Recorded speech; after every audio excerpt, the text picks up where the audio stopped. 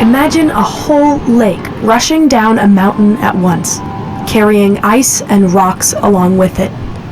This is the reality of a lesser-known threat in the high mountains, one that grows more common as the climate changes. This is a glacial lake outburst flood. Global temperatures are rising, and glaciers are melting worldwide.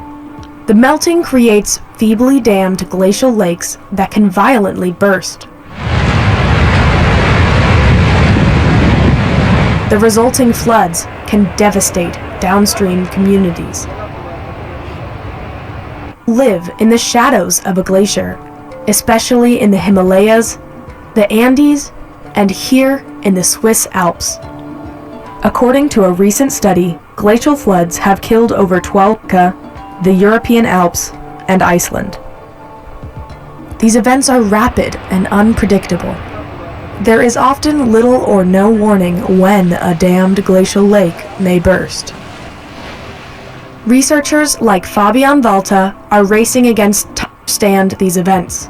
Walter spent his PhD studies here. And we were studying the phenomenon of glacial lake drainages. This is really the one natural hazard that's related to glaciers that's to even assess the danger. A break can quickly become a gaping hole. The lakes are generally dammed by ice or a moraine, which is a pile of rocks and soil. In either case, flowing water carries dam material to the break.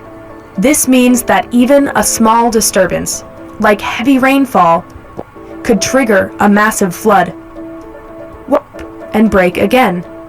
These ice-dammed lakes may even drain and refill cyclically.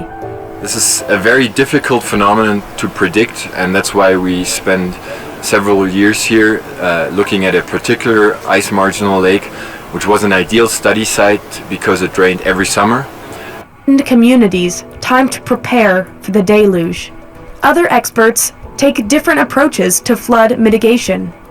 Some have partially drained glacial lakes because our changing climate increases the risk of glacial floods. These glaciated mountain faces were more or less stable. These changes remind Walter of how powerful than we as humans are. It's when you see how much these glaciers have melted in the recent years or decade, it's a reminder that we need